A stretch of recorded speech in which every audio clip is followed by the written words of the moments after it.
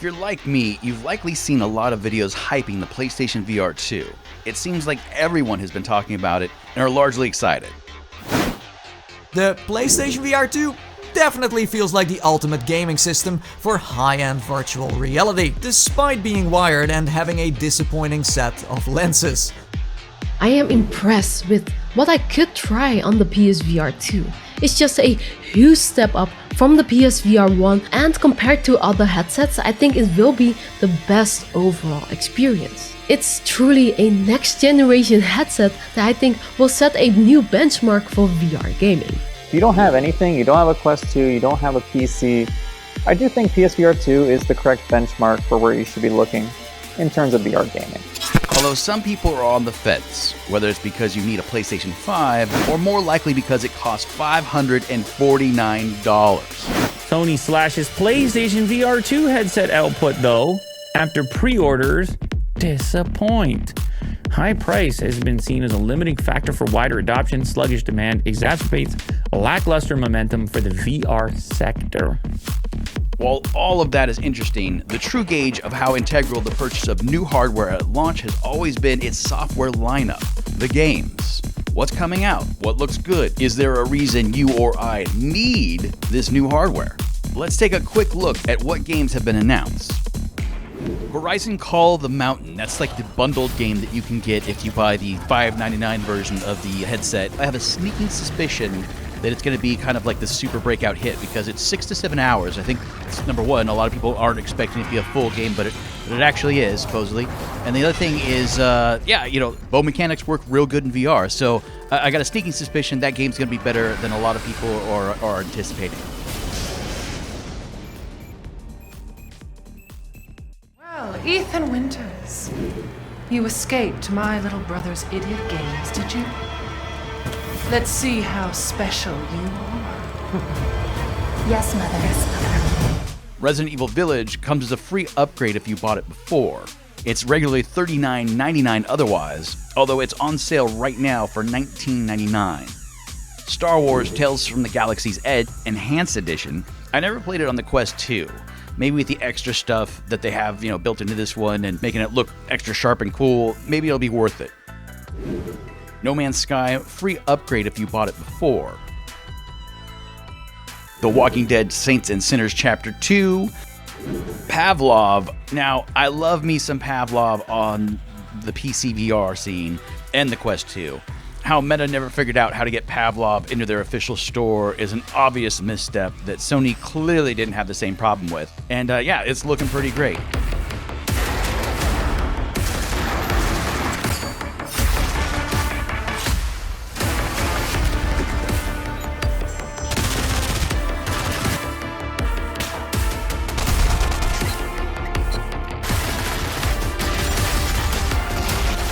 Of these games we see here, we've got a few I certainly want to play.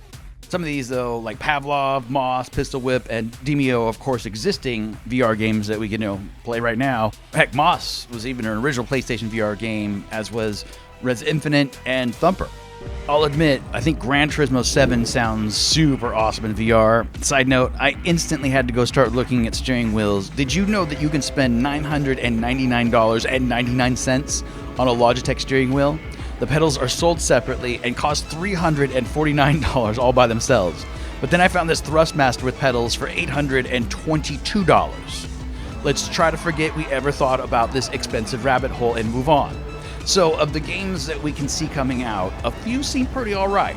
But day one must-haves? Let's think about that. In fact, let's take a look back at the games that came out for the first PlayStation VR. No!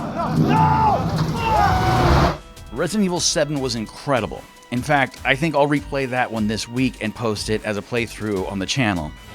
Astrobot Rescue Mission. This was a game that I really didn't get a chance to try out when it came out, but I've recently dabbled with it, and it's another fantastic game. I mean, it's incredible.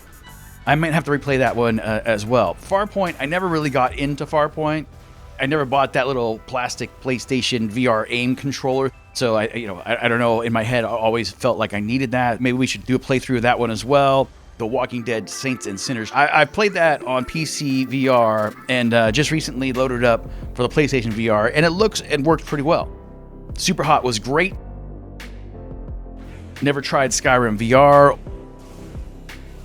Wipeout Omega Collection. At first, this one seems like it would be a full-blown problem since it has you zooming around the map at light speed with all kinds of twists and turns, but it actually works somehow. You can play this game and it is fantastic.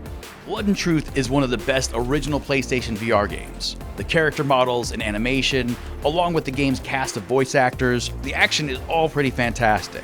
Matter of fact, look out for a playthrough video on this one coming soon as well. Star Wars Squadrons was pretty cool, but the PC VR version just looks so much better.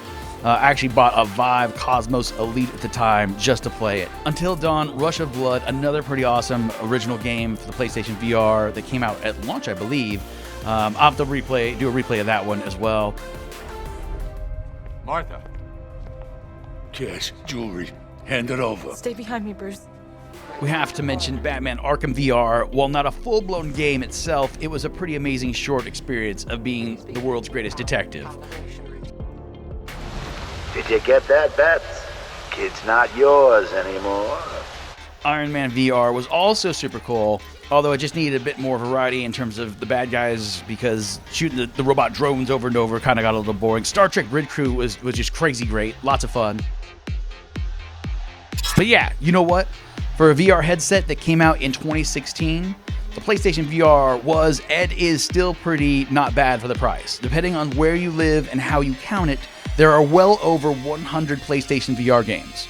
So coming back to our original question, should we want a PlayStation VR 2? Yes and no. Yes, certainly if you have a PlayStation 5 and an extra $549 to spend. Likely no, of course, if you don't have either of those. So what then? I'm honestly not sure yet. I typically hem and haw over stuff like this, and then ultimately the FOMO probably will win out at the last second. Will that be the case here? I'm not sure. I'll tell you what though, if I get 549 subscribers by launch, I'll totally buy one. The one thing that's for sure is that talking about these PlayStation VR games kind of got me excited to start going through some of the ones that I never got a chance to. In fact, I'll make a video saying goodbye to the original PlayStation VR, and I'll dedicate the next 2 weeks leading up to the PlayStation 2 VR's release on doing playthroughs. I'll do Resident Evil 7, I'll do the Astro bot I mentioned, Rescue Mission. I'll go through maybe Rush of Blood and like a bunch of the demo disc stuff and start posting those, like the Wipeout demo. I wonder if all that stuff actually still works. I know only some of it works on the PlayStation 5 and that some of those games require you to play them on the PlayStation 4 for whatever reason. If all that sounds like a good idea, like if you do, subscribe if you can, and comment if you've got one. Or let me know if you want to see anything specific, whether PlayStation VR or not. With that, I'll say thanks for watching, and until next time, be safe out there.